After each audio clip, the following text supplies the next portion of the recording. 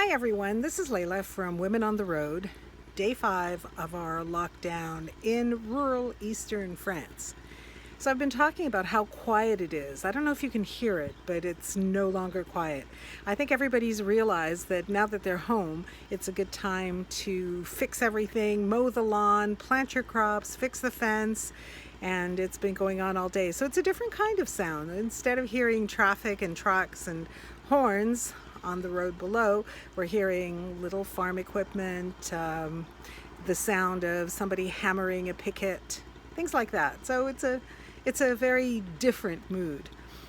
Here in France, police are really gearing up. It's becoming mandatory to have your official form with you that explains why it is that you're outside. A friend of mine yesterday went to walk her dog up the mountain. She drove up the mountain, and you are not supposed to be driving someplace to take your animal for a walk. You're supposed to just leave the house and take your animal for a walk. So she didn't get fined, but she did get told off, and she was told that if it happened again, she would get fined.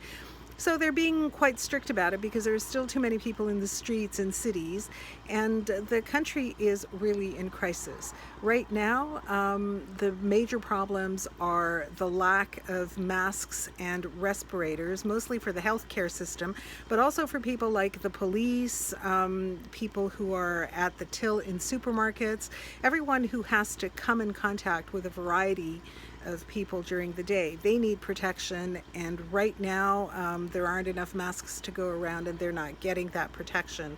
The police have even said, well, if we don't get some kind of protection, we don't all want to fall ill, and we may simply decide to stay home. So let's hope that doesn't happen. So I can't say it's chaos, but it is rather unpleasant. There are no tests either, so we'll have to see how the government ramps all this up, if it does, and what it's able to come up with. So this morning I went shopping. I went to the supermarket, and everybody was a meter away from one another, so that was good. But then once we were inside, it was a bit of a free-for-all. The good news is that the shelves have been stocked, so everyone's working, and all the workers had their scarves around their faces, or they were shielding their nose and mouth with a turtleneck. So that's good. And they were trying to stay away from people because they're obviously on the front lines. So they were sort of ducking behind shelves and whatnot. But they were restocking the shelves and doing it with halfway decent cheer. And kudos to them, because I would not want to be on that front line standing all day in the middle of a supermarket with people jostling by. So good for them. Now, when this started, we were told that we were going to be in lockdown for 2 weeks, and today already the government has said, ooh, it's probably going to be more like a month, and we're all pretty confident it's going to be longer than a month.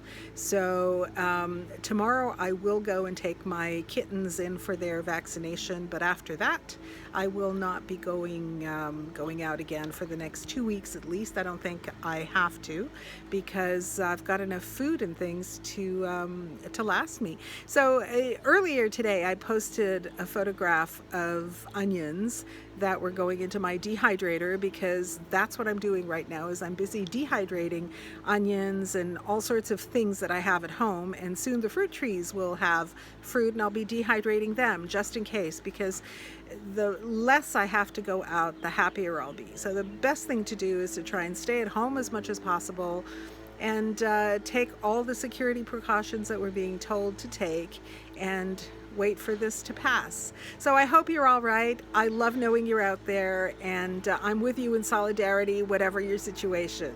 So stay safe. All the best. Talk to you tomorrow. Bye-bye.